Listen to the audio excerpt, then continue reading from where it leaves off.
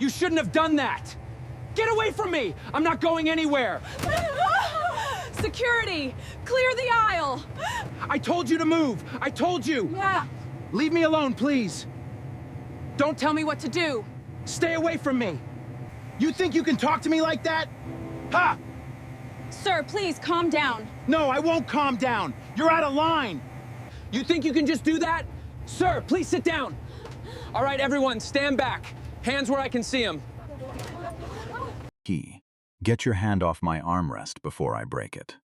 That is what the flight attendant said to a woman worth $1.1 billion. And she said it with a smile, because she had no idea who she was talking to. This is the story of Imani Carter and the 11 minutes that erased a fortune, ended 3 careers, and taught a man named Grayson Ashford the exact weight of the word sorry.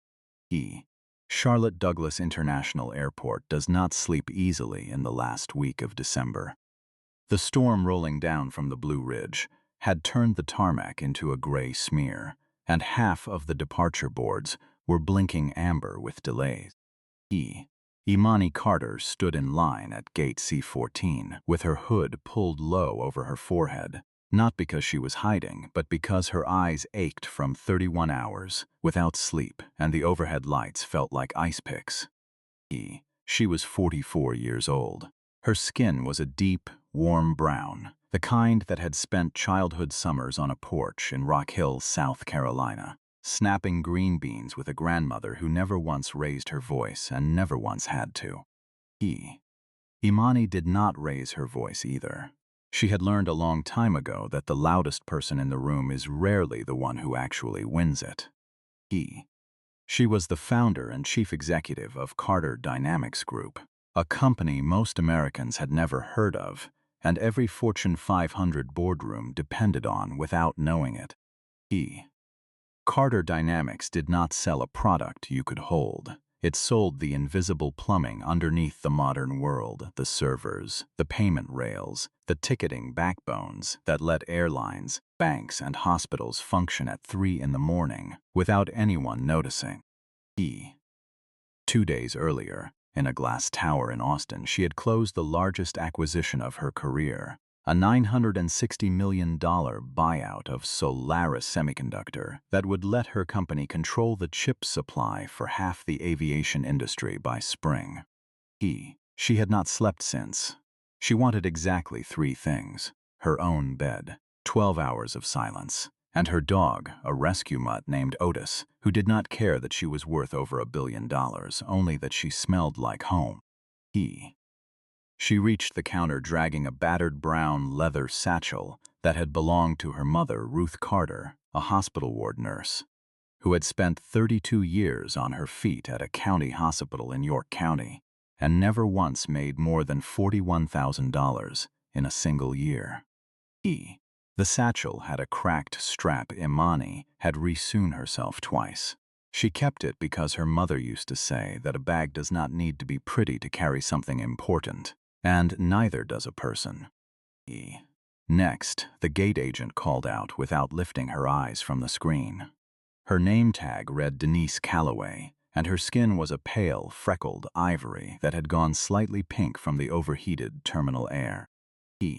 "Morning," Imani said, sliding her passport across the counter. "Checking in for Flight 187 to Denver." Denise glanced up, took in the hoodie, the plain sneakers, the satchel with its mended strap, and her mouth tightened into the particular smile people wear when they have already decided something about you and are only waiting for the evidence to catch up. "This is the priority lane, ma'am," Denise said, syrup dripping off every syllable. "General boarding is down by gate C6. "I know," Imani said quietly. "I am in first class, seat 2A. Denise's eyebrows lifted so high they nearly vanished under her bangs. She picked up the passport the way someone picks up a receipt they suspect is counterfeit. "Seat 2A is a full fare seat, ma'am." "That's an $1,100 ticket. Are you certain you have the right airline?" "Check the system," Imani said. Her voice did not rise. It never did. It simply flattened the way still water flattens right before it goes cold enough to crack ice. Denise typed the name into her terminal with the enthusiasm of someone filing a complaint against herself. Carter, Imani. The screen blinked gold. VIP infinite status. Corporate priority account. Do not downgrade under any circumstance. Denise stared at the words like they had personally offended her. Something in her face did not want to believe the machine. She printed the boarding pass and slapped it onto the counter without a single word of thanks, without the practice pleasantries she had given the man in line before Imani, a stockbroker in a cashmere coat who had gotten an enjoy the lounge and a wink. Imani took the pass, filed the slide away the way she filed away a bad quarterly report, irritating, survivable, not fatal, and walked towards security. The Meridian Skyways Ambassador Lounge smelled like espresso and new leather. Imani found a corner table by the window overlooking the de-icing trucks and opened her tablet to check the final wire transfer schedule for the Solaris deal. $1.2 billion, moving from 3 banks into a single settlement account at 5 p.m. Eastern that very day. Carter Dynamics ran the entire back-end authentication layer for Meridian Skyways and its parent company, Ashford Global Holdings, a contract worth $412 million a year. And buried inside that contract, in a clause her general counsel had insisted on 18 months earlier, was a standing administrative override that let Imani freeze any transaction moving through Ashford's financial gateway with a single encrypted command. It was meant for cybersecurity emergencies. She had never once used it. She took a sip of green tea and let her shoulders drop for the first time in 2 days. Then the doors of the lounge banged open hard enough to rattle the glass. "I do not care what the manifest says. I am a Ashford," a voice bellowed, thick with the particular confidence of a man who had never once in his life heard the word no and meant it. Every head in the lounge turned. Grayson Ashford IV stormed toward the concierge desk, trailing 2 porters and a personal assistant who looked like she was calculating how many more years of her life this job was worth. Grayson was 29 years old, with skin so pale it looked almost translucent under the fluorescent lights, a flush already crawling up his neck the color of raw steak. His blazer, tailored in Milan, strained across a stomach built on room service and resentment. His blonde hair was combed back with the kind of precision that suggested he checked a mirror more often than he checked a bank statement, which, as it would soon become clear, was a problem because he had stopped checking either.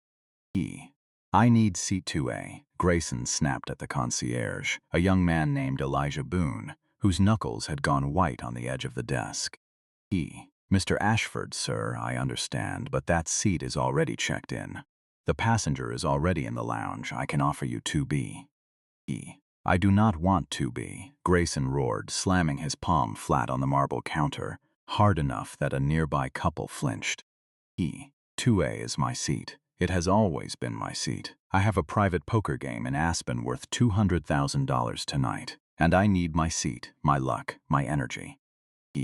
Find whoever is sitting there and move them." The lounge manager, a tall woman with silver hair scraped into a tight bun, hurried over and whispered something, pointing discreetly toward the corner where Imani sat with her tablet and her tea. Grayson turned. He scanned the room. His eyes landed on the hoodie first, then the scuffed sneakers, then the cracked leather satchel. Then, last of all, on the deep brown of Imani's skin, and something in his face rearranged itself into a smirk so wide it nearly split his jaw. "That," he said, loud enough for the whole lounge to hear. "That's who has my seat. You've got to be joking." Somebody let the cleaning crew fly first class today. The room went very still. Nobody laughed, though a few businessmen suddenly found their phones extremely interesting. Imani did not look up. She set down her tea. She did not slam it down. She set it down the way you set down something you have decided is no longer worth holding, and that quiet, controlled motion was somehow louder than anything Grayson had said.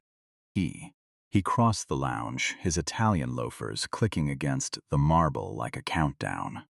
He stopped 3 feet from her chair and snapped his fingers twice, the way you would call a dog. "Hey, wake up, you're in my seat." Imani lifted her eyes slowly. "Can I help you?" she asked, her voice level. "You can help me by getting up," Grayson said, already pulling a fold of $100 bills from his jacket. He peeled off 6 of them and tossed them onto the little table beside her tea, where they landed half in the saucer and soaked up the liquid, curling at the edges. $600. Go sit in the back where you belong and buy yourself a decent jacket while you're at it. "I don't want your money," Imani said, and picked the wet bills up with 2 fingers before dropping them onto the floor at his feet. "And I am not moving. I paid for this seat the same way you claim you did, except I can actually prove it." The lounge held its breath. You could hear the espresso machine hiss behind the bar. Grayson's face went a shade of red that had no business existing on a human face. "Excuse me," he said, his voice climbing an octave. "Do you understand who I am? My family owns this airline.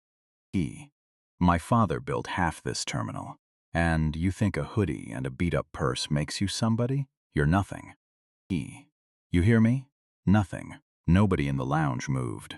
A businessman near the bar lowered his newspaper an inch, just enough to watch, then raised it again, telling himself it was not his fight.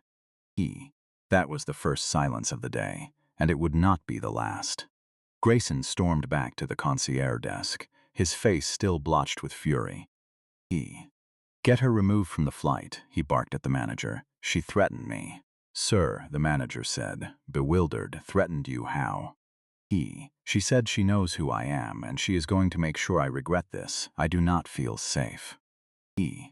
"I want her off the manifest now." It was, of course, a complete fabrication, and every person within 20 feet had heard the actual exchange. Not one of them corrected him. Imani watched all of it from her corner table, and she did something Grayson could never have predicted. She did not call security. She did not raise her voice. She picked up her phone and typed a single message to Devin Ellis, her chief technology officer of 9 years. Prep the administrative override on the Ashford Global Gateway. Do not execute. Just prep it and stand by. She was not ready to pull the trigger. She believed, the way her mother had taught her to believe, that most people who are determined to destroy themselves will do it faster if you simply hand them a little more rope. An hour later, boarding began, and Imani's pass beeped red at the gate scanner. Error, see agent. Denise Calloway stood waiting with a supervisor named Russell Combs, a heavyset man with sweat already beading at his hairline, though the terminal was cold enough to see your breath near the jet bridge doors. "Miss Carter," Denise said, an unmistakable smirk tugging at her mouth. "There appears to be an issue with your payment. Your card has been flagged for suspicious activity." "I used a corporate black card," Imani said. "Its credit limit is higher than this airport's annual operating budget." "Well, the system flagged it," Russell said, refusing to meet her eyes, "and we've had to release seat 2A. Mr. Ashford has been reassigned to that seat." Behind them, Grayson strolled down the jet bridge laughing into his phone, and as he passed, he winked at Imani and called out, "Enjoy the cargo hold, sweetheart, without breaking stride." "You moved me because he told you to," Imani said. "We moved you due to a payment discrepancy." Denise lied smoothly, her freckled cheeks flushing with the particular thrill of getting away with something. "We do have one seat left, row 41, seat E, back galley, next to the lavatory. Take it or you don't fly today at all." Imani took the ticket. She was not surrendering.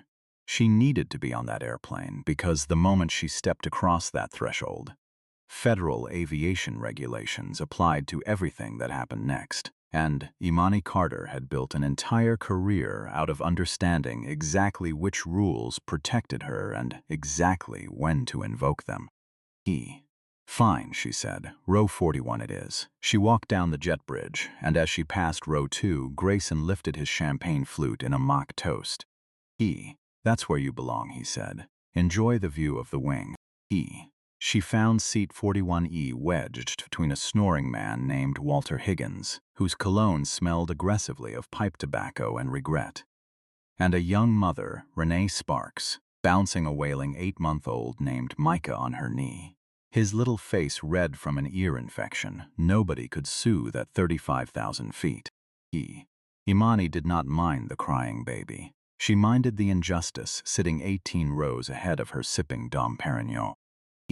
She opened her secure company application. Carter Dynamic System Status, online. Client, Ashford Global Holdings, Administrator Access confirmed. She typed to Devon.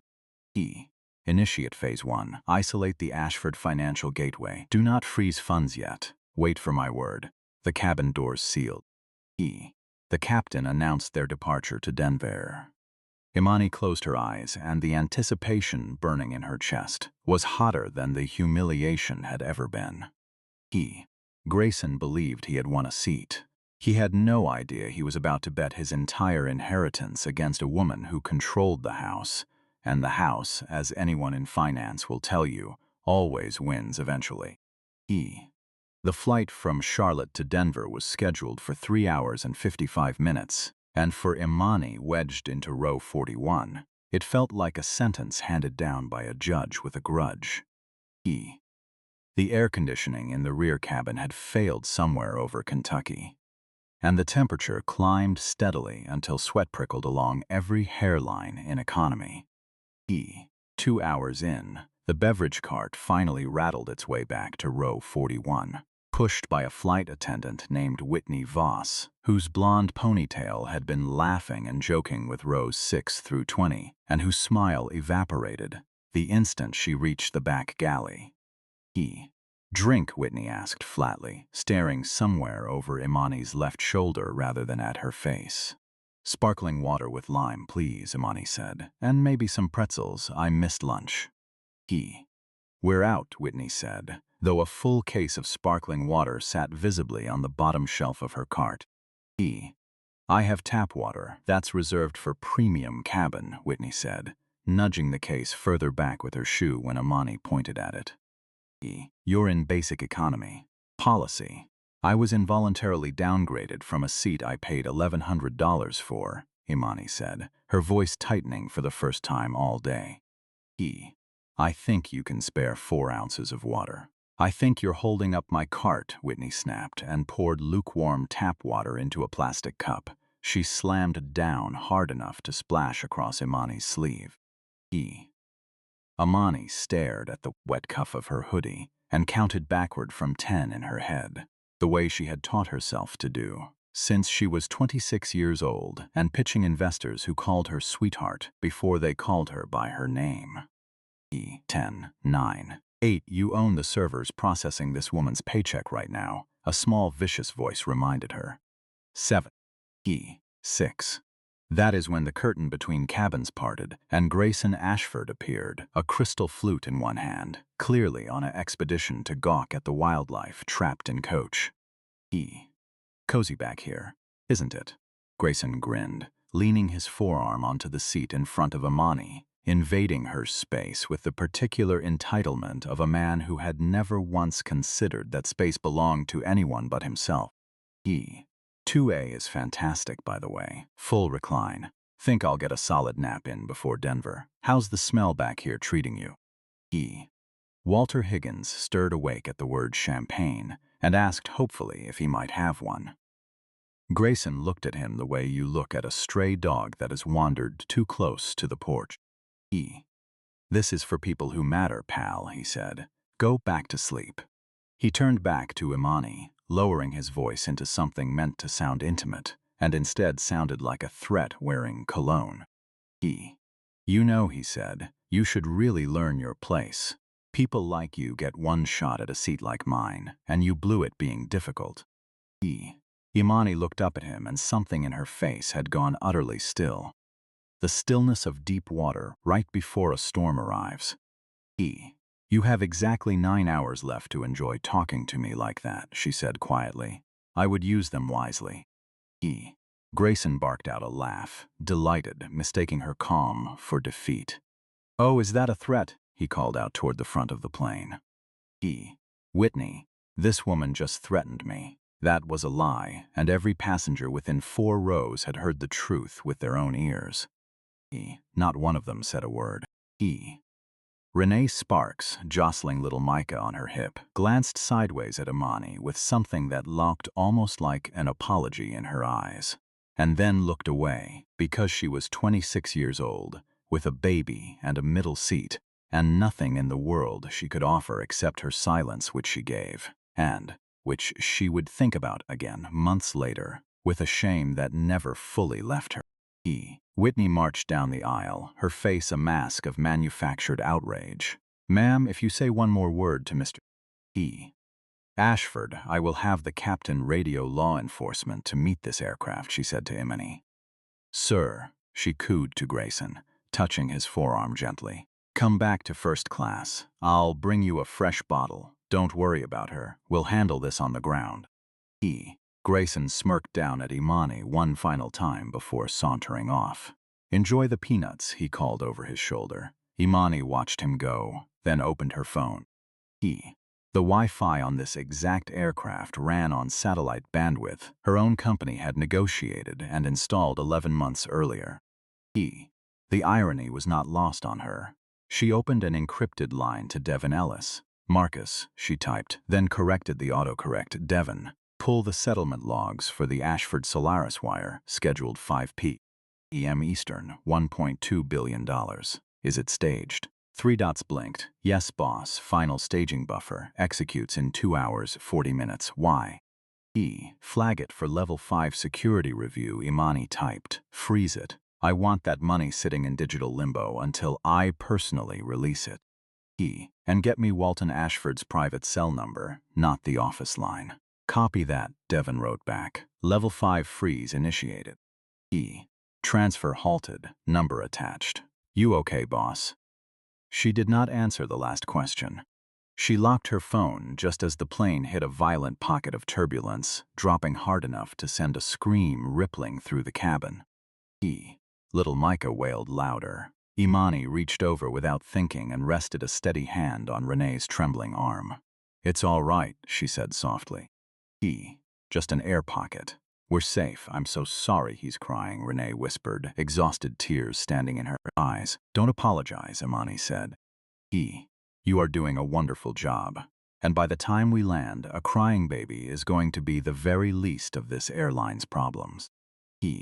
When the wheels of the Meridian A321 finally screeched down onto the runway at Denver International, a ragged round of applause broke out, the kind reserved for turbulence survivors rather than punctual landings. As the plane taxied toward the gate, the captain's voice crackled overhead. "Ladies and gentlemen, this is Captain Louis Herrera. We've arrived at the gate, but we're asking everyone to remain seated with your belts fastened. Police officers are boarding to escort a passenger off the aircraft. Please stay in your seats." A murmur of confusion rolled through the cabin. Imani did not need to guess who had made good on his threat. The forward door opened, and 2 Denver police officers walked down the aisle, faces set and grim, led by Whitney Voss, who pointed dramatically toward the rear of the plane. "Row 41, seat E," she announced, loud enough for every row to hear. The woman in the hoodie. She made verbal threats against a first-class passenger and refused crew instructions repeatedly. Officer Marcus Pruitt and Officer Alina Delgado marched down the narrow aisle, and the sea of passengers turned to watch the spectacle unfold, several already lifting phones to film. They reached row 41. "Ma'am, stand up," Officer Pruitt commanded, one hand resting near his belt. "You're coming with us." Walter Higgins, wide awake now, sputtered in protest. "She didn't do anything. She's been sitting right here the whole flight, quietly." "Sir, stay out of it," Officer Delgado snapped. "Ma'am, up now." Imani unbuckled slowly, from 4 hours folded into a space built for someone half her size. She reached for her satchel. "Leave the bag," Pruitt said. My medication is in there, Imani said calmly. A small necessary lie, and so is my identification. You can carry it, but keep your hands where I can see them. They walked her off the aircraft, past 200 pairs of eyes, past whispered speculation that she was drunk, that she was dangerous, that she had done something terrible. As she passed row 2, Grayson stood by his seat pulling on his coat, beaming with the particular joy of a man who believes he has just won. Told you, he whispered as she passed. Garbage goes out first. Imani did not look at him. She kept her eyes forward and followed the officers up the jet bridge into the cool, recycled air of Concourse B, where a gate manager named Grant Whitlock waited with a clipboard, sweat already darkening the collar of his shirt, though the terminal was chilled to 68 degrees. Is this her? Grant asked, glancing at his notes. The one who threatened Mr. Ashford. That's her, Whitney confirmed, having followed the officers off the plane. Hostile, disruptive. I want her permanently banned from Meridian Skyways. You are making a very expensive mistake, Imani said, her voice steady, echoing faintly against the concrete walls of the jet bridge. The only mistake, Grant sneered, was letting you board at all. Officer, take her to the airport substation. We'll be filing charges for interference with a flight crew. Wait, Imani said. Am I under arrest? You're detained, Pruitt said. Good, Imani replied, then I still have rights. And before anyone signs anything, I'd suggest you look at a television. At a television, Officer Delgado repeated, frowning. Yes, Imani said. Check the financial news. Check the ticker at the bottom of the screen. Grant rolled his eyes and told the officers to just take her away already. But Officer Delgado, curious despite herself, glanced through the glass doors toward the gate lounge television mounted above the seating area, tuned permanently to a financial news network. A red banner scrolled across the bottom of the screen in blocky white letters, breaking. Ashford Global Holdings merger halted without explanation. $1.2 billion in settlement funds frozen, stock plunging in after hours trading. What is that? Grant said, squinting at the screen. Imani took one slow step forward. That, she said, pointing at the banner, is me. At that exact moment, Grant's radio erupted with static and a voice demanding he pick up the white courtesy phone immediately. Headquarters calling. Urgent. Grant stared at the radio in his hand, then back at Imani, his face draining of every ounce of color it had held moments earlier. Who are you? He whispered. Imani reached into her satchel. Both officers flinched, hands dropping instinctively toward their belts. But what she withdrew was a plain matte black business card that caught almost no light at all. She flicked it toward Grant. He caught it with trembling fingers and read the embossed gold lettering. Imani Carter, founder and chief executive officer, Carter Dynamics Group, global infrastructure partner. Grant's knees actually buckled. He grabbed the wall to keep from going down. Every senior manager at every airline in North America knew the name Carter Dynamics, because Carter Dynamics was the reason their planes could sell a single ticket. You, Grant stammered. You're Miss Carter. I am, Imani said. Roughly 4 minutes ago, I placed a level 5 security freeze on every dollar currently moving through my servers on behalf of Ashford Global Holdings. That is $1.2 billion sitting in digital limbo, and it will stay there until I decide otherwise. Do you know why? She turned and pointed back down the jet bridge, where Grayson Ashford had just emerged looking pleased with himself, expecting to see a woman in handcuffs. Because he stole my seat, Imani said, and because your flight attendant right there refused me a cup of water. The silence that followed felt heavier than the recycled terminal air itself. Even Grayson, mid-stride, stopped cold. He saw the sweat beading on Grant's forehead. He saw the color gone from every face around him. What's going on? He demanded, his voice already losing its swagger. Why isn't she in cuffs? Grant, get these officers to do their jobs. Grant did not answer him. He was staring at his own phone, buzzing so violently in his hand it nearly slipped from his fingers. Miss Carter, please, Grant said, his voice cracking. If that merger doesn't clear by 5 p.m. Eastern, the airline defaults on 4 separate credit facilities. We could go under by morning. It's 4:17, Imani said, checking a thin gold watch that had belonged to her mother.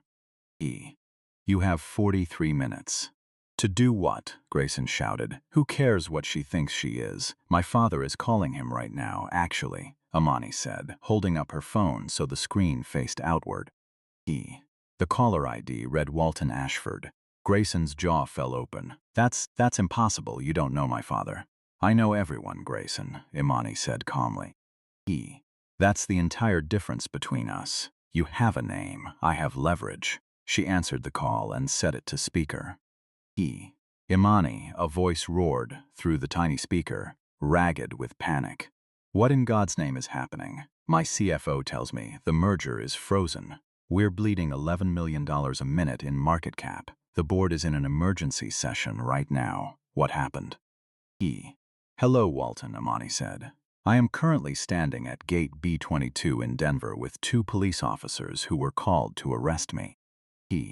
Arrest you for what? Who called them? Your son called them, Imani said, her eyes locking onto Grayson across the jet bridge. Grayson shrank back against the wall, all the blood draining from his already pale face until he looked almost gray beneath the fluorescent lights. Preston Walton's voice dropped into something quiet and terrifying. Is that boy there right now? He is, Imani said. He demanded I be removed from a seat I paid for because he needed it for luck at a poker table. Your staff complied. They forced me into the back of the plane, harassed me for 4 hours, denied me water, and then called police to have me arrested on fabricated charges of threatening him. There was a silence on the line so complete it felt like the terminal itself had stopped breathing. Grayson, Walton finally said, and his voice was not loud. It was worse than loud. It was flat and cold and final. Are you there, boy, Dad? Grayson stammered, stepping forward, his hands shaking. Dad, listen. She's lying. She was wearing a hoodie. She looked homeless. I had no way to know. Shut your mouth. Walton's voice cracked through the speaker like a rifle shot. You absolute fool. Do you have any idea who she is? She owns the backbone of our entire company. She holds the keys to the merger that keeps this family's fortune from collapsing, and you humiliated her over a poker table seat. I didn't know, Grayson whispered. That has always been your problem, Walton said, his voice shaking now with something that sounded almost like grief. Imani, please, I am asking you directly, what do you want? I want 3 things, Walton, Imani said. Name them, he said instantly. First, I want a formal written apology published in the Wall Street Journal and the Denver Post, admitting to discriminatory conduct by Meridian Skyways staff. Done, Walton said without hesitation. Second, I want immediate termination, without severance, of every employee who participated in this, starting with Denise Calloway at check-in in Charlotte, gate manager Grant Whitlock here in Denver, and flight attendant Whitney Voss. You can't do that, Whitney wailed from somewhere behind Grant. I have a mortgage, I have 2 kids. You should have thought of that before you poured lukewarm water on a paying customer and lied to 2 armed police officers, Imani said, her voice never once rising. Walton, done, Walton said. All of them, terminated as of this second. Hand the phone to the gate manager. Imani passed her phone to Grant, whose hands shook so badly he nearly dropped it. Mr. Whitlock, Walton said, give me your badge and tell Ms. Voss to hand hers over as well. Get out of my airport.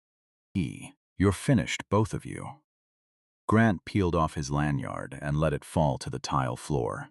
Whitney sobbed openly, tearing off her own name tag and fleeing back up the jet bridge. And the third thing, Walton asked, his voice pleading now. Serafina, please, the clock. My name is Imani, she corrected quietly, and then she turned her gaze to Grayson, who was pressed flat against the wall like he was trying to disappear into the concrete itself. The third thing, she said, is your son. I want him removed from the Ashford Global Board effective immediately, and I want him permanently banned from every Meridian Skyways flight, first class or otherwise. If he wants to fly anywhere for the rest of his life, he can buy an economy ticket from a competitor like everyone else. Dad, no, Grayson shouted. You can't. I'm your son. You just cost this company nearly $1 billion and humiliated the one partner who keeps our planes flying, Walton said. You're lucky I don't disown you completely tonight. You're off the board, Grayson. Effective now. Grayson slid down the wall until he was sitting on the filthy jet bridge floor, his tailored blazer bunching around him, his face a wreck of disbelief. Release the funds, Imani, Walton begged. Please, we have 31 minutes. Imani checked her mother's watch one more time. Officer Pruitt, she said, I assume I'm free to go. Yes, ma'am, Pruitt said, tipping his cap. Apologies for the inconvenience. We'll be filing a report on Mr. Ashford for knowingly making a false statement to police officers. Imani smiled faintly, tapped a single message to Devon Ellis, release the hold, let the money move, and then lifted the phone back to her ear. It's moving, Walton, she said. Pleasure doing business with you. Teach your son some manners, or better yet, let the world teach him. It does a far more thorough job than either of us ever could. She hung up. She stepped over Grant Whitlock's discarded lanyard on the floor. She walked past Grayson Ashford, sitting broken against the jet bridge wall with his head in his hands, and she did not say a single word to him. She did not need to.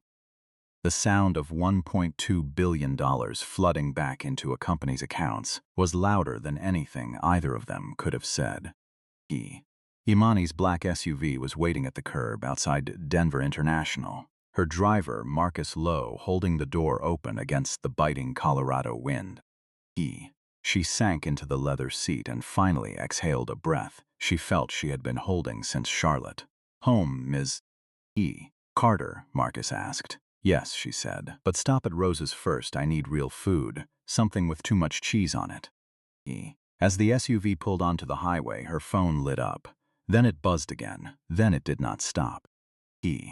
Talia, I swear if this building is not on fire, Imani answered. Have you seen Twitter? Talia Reyes, her head of communications, was practically breathless. Have you seen TikTok? You are trending #1 worldwide. A passenger in row 39 filmed the entire flight. The turbulence, Grayson mocking you, the flight attendant refusing you water, the police boarding the plane, all of it. Someone captioned it, and it has 14 million views in 90 minutes. Imani opened the link. The video was shaky, filmed sideways from 3 rows back, but the audio was devastatingly clear. Garbage goes out first. Grayson's voice sneered through her phone's tiny speaker. That's reserved for premium cabin, Whitney's voice snapped, dripping with contempt. The comments beneath the video scrolled faster than she could read them. Did that man really say that to a passenger's face?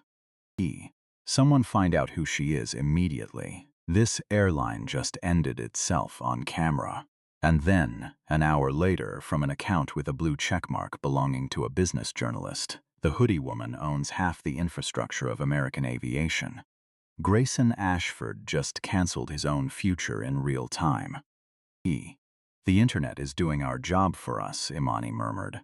It gets better, Talia said. Ashford Global just posted the apology you demanded. And they didn't bury it, they pinned it to the top of every account they own. Walton Ashford is publicly throwing his son under every bus available to save the stock price. He confirmed Grayson's removal from the board within the hour. Good, Imani said quietly, watching the Denver skyline slide past her window. Let it burn all the way down. The week that followed was less a fire and more a slow, methodical collapse for everyone who had wronged her. Denise Calloway was identified by internet investigators within 6 hours of the video going viral. Her full name and old employee photo circulating faster than she could delete her social media. She showed up for her next shift only to find a regional manager waiting at the employee entrance, badge already collected before she could clock in. Whitney Voss, tried to play the victim on a public post about difficult passengers and impossible working conditions, and it backfired catastrophically when a former coworker commented underneath it, listing 3 prior complaints from black passengers that Meridian Skyways had quietly settled and buried. She was terminated with cause, forfeiting both severance and flight benefits. Grant Whitlock simply vanished from public view entirely, his LinkedIn deactivated within the week. But the harshest reckoning belonged to Grayson. He had lived his entire 29 years inside a bubble of trust funds and forgiveness, certain his father's fury would cool within a week the way it always had before. He was wrong. 2 days after the incident, Grayson walked into his favorite restaurant in downtown Denver, a place called Verano, where the maitre d' had bowed to him for 6 straight years. "I'm sorry, Mr. Ashford," the man said at the door, his face carefully neutral. "We cannot seat you today. Do you know who I am?" Grayson barked, reaching automatically for the old script. "We know exactly who you are," the maitre d' replied, "and we've had 4 separate parties threaten to cancel their reservations if you're allowed inside. Please leave." Humiliated, Grayson tried to buy a bottle of scotch at a liquor store 2 blocks away to drown the afternoon. He declined. He tried again, declined. He called the family bank, screaming into the phone until his voice cracked. The operator on the other end was polite but immovable. "Sir, the primary account holder has frozen every supplementary card tied to the family trust.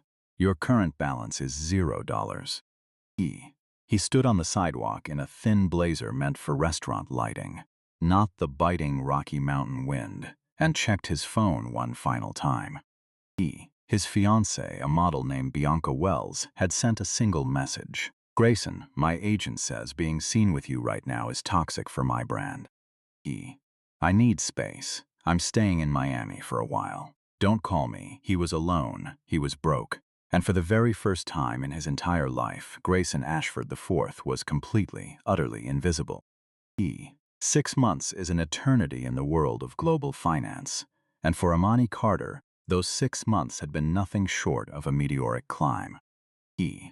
What insiders now quietly called the Ashford incident had done far more than resolve a seating dispute at 35,000 feet. It had cemented Carter Dynamics Group as the single most trusted infrastructure partner in American commercial aviation, and boardrooms from New York to Seattle now spoke her name with a caution usually reserved for federal regulators. The setting for her next chapter was the Aspen Global Leaders Summit, an annual gathering of financiers, tech founders, and policymakers tucked into the snow-covered peaks of Colorado, the same mountains that had watched her humiliation unfold 6 months earlier from 35,000 feet above. Outside the summit's grand hall, snow fell in heavy, silent sheets across the slopes. Inside, the air was warm and thick with the scent of pine and money, hundreds of quiet conversations shaping deals that would ripple across the next decade.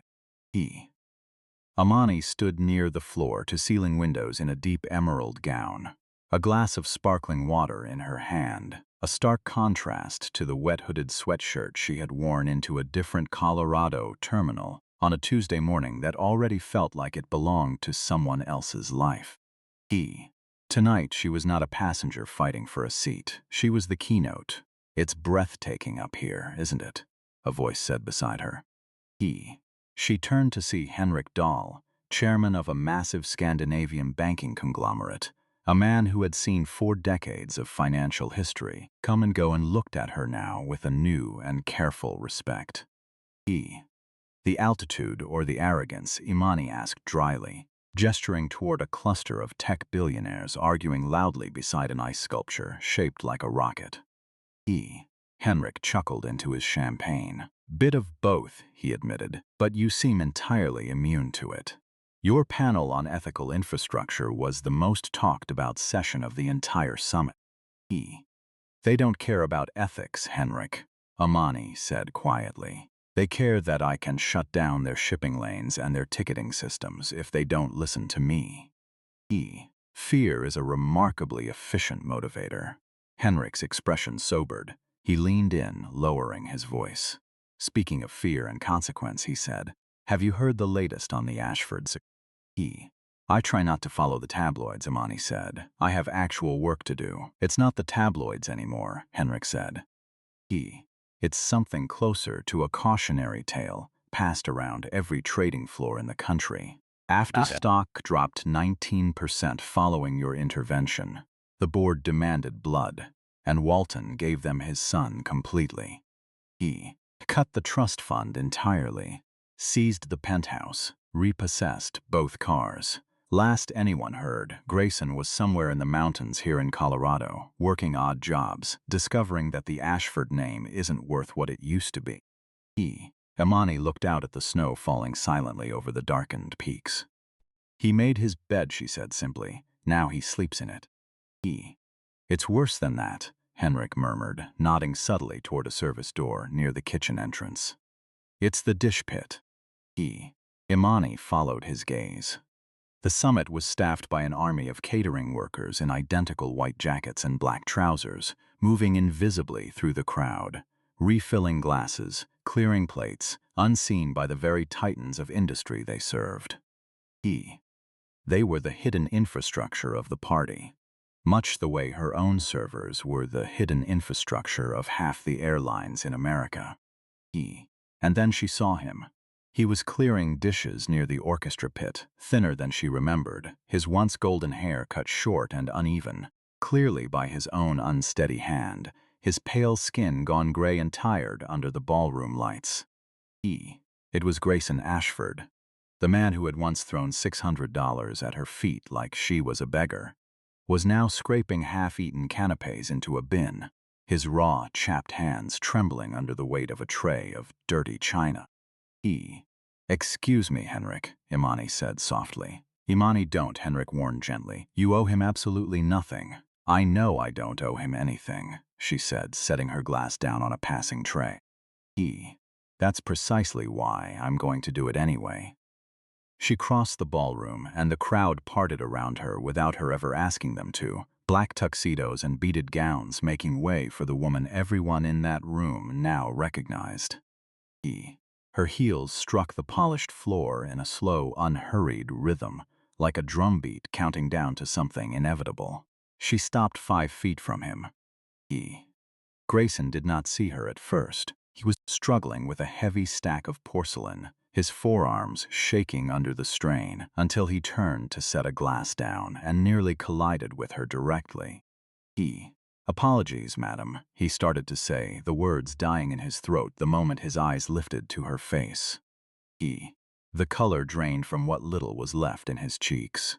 The tray in his hands rattled violently, silverware clattering against china like chattering teeth. He staggered backward until his spine hit the edge of the service table. Miss Carter, he whispered, and it came out broken, a rasp of pure, undiluted fear. Imani stood perfectly still. She did not smile. She did not frown. She simply looked at him, taking in the frayed cuffs of his borrowed white jacket, the dark hollows beneath his eyes that spoke of double shifts and sleepless nights, and, on a mountain that had never once shown him mercy, the raw red skin on hands that had never known real labor before now, chapped from dishwater and cold Colorado mountain air. Grayson, she said, her voice not loud, but carrying a weight that cut clean through the ambient noise of the party around them. You're a very long way from seat 2A. Grayson's throat worked hard, his Adam's apple bobbing painfully. He glanced around frantically for an exit that did not exist, trapped between the table and the woman who had dismantled his entire life in 11 minutes. I'm working, he stammered, clutching the tray like a shield. Please, if my manager sees me talking to a guest, I'll lose this job too. It took me 4 months to even get hired here, please. There was no arrogance left in him at all. It had been burned away completely, leaving only fear standing in a borrowed white jacket. Your father cut you off entirely, Imani asked, her tone almost clinical. Grayson let out a short, bitter laugh that sounded more like a sob than anything resembling humor. He told me I was a liability, Grayson said. He said if I wanted to eat, I had to earn it myself for the first time in my life. Do you know what it's like to walk into a room and have every single person already know exactly who you are and exactly what you did? I couldn't get hired in Denver. I couldn't get hired in Chicago. I came out here because nobody looks twice at a busser. He paused, staring down at the dirty napkins piled on his tray. I'm invisible here, he whispered, just like I made you feel that day. The irony hung between them, heavy and sharp enough to cut. You treated me like I was nothing, Imani said, because you assumed my worth was tied to my appearance. You believed a hoodie could define an entire person. Now a white jacket defines you. How does that feel, Grayson? To finally be judged only by your uniform. Grayson looked up at her, tears standing openly in his eyes now, and he did not wipe them away, because his hands were still full of someone else's garbage. It feels lonely, he said, his voice cracking down the middle. It feels awful. I'm tired, Miss Carter. I am so tired. Imani studied him for a long moment. She had imagined this exact scene 1,000 times in the weeks following the incident. In her angriest moments, she had pictured herself laughing in his face. She had pictured tipping a full glass of water onto the floor and ordering him to clean it up. She had pictured crushing him completely, the way he had once tried to crush her with 6 wet $100 bills. But standing here now, watching the actual wreckage of a human being in front of her, that anger had quietly evaporated. It was not replaced with forgiveness. Grayson had not yet earned that, and might never earn it. What replaced it instead was something closer to resolved justice, the sense that the universe, slow as it sometimes is, had finally balanced its own scales. To kick him further now would be cruelty, and whatever else Imani Carter was, cruelty had never once been her language. She reached into her small beaded clutch. Grayson flinched instinctively, bracing for another blow, another lawsuit, another public humiliation, broadcast to 14 million strangers. Instead, she withdrew a simple cream-colored business card, softer and more modest than the sharp black one she had flicked at a terrified gate manager 6 months earlier. Put the tray down, Grayson, she said. I can't, he said. I have to finish this section. Put it down, she repeated, and after a long, shaking moment, he finally lowered the heavy tray onto the table behind him, his hands trembling visibly. Imani held the card out to him. This is not a handout, she said firmly. This is the direct number for the Carter Foundation's Aviation Trades Initiative, based just outside Denver. We take young people from neighborhoods you would never have set foot in 6 months ago and train them for real careers in aircraft mechanics and ground operations. Grayson stared at the card, bewildered. You're offering me a job. I am offering you an interview, she corrected sharply. For a maintenance position in the hangar. It pays $16 an hour. You will sweep floors. You will scrub grease off concrete on your hands and knees. You will work alongside people who have never once had a trust fund to fall back on. People working 2 and 3 jobs just to keep their children fed. She stepped closer, her eyes steady on his. You told me you were tired, Grayson. Good, because real work is exhausting in a way trust funds never taught you. If you actually want to learn what respect means, you start at the real bottom, not the false bottom of a mountain resort dish pit, the actual bottom, where the work is hard and nobody ever claps for you. Grayson reached out and took the card with both hands, the way you would hold something you were terrified of dropping. Why, he whispered, after everything I did to you, why would you do this? Because unlike you, Imani said, I don't believe people are garbage. I believe people are investments, and right now, Grayson, you are a badly distressed one. But if you survive 1 full year in that hangar, if you learn how to look another human being in the eye and respect them, regardless of what is or isn't in their bank account, then maybe, just maybe, you will be worth something again. She did not wait for a thank you. She did not want one.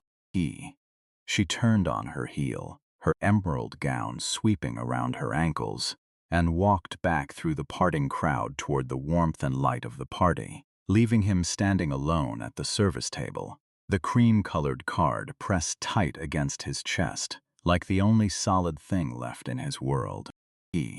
Imani stepped out onto the stone balcony, leaving the noise of the gala behind her.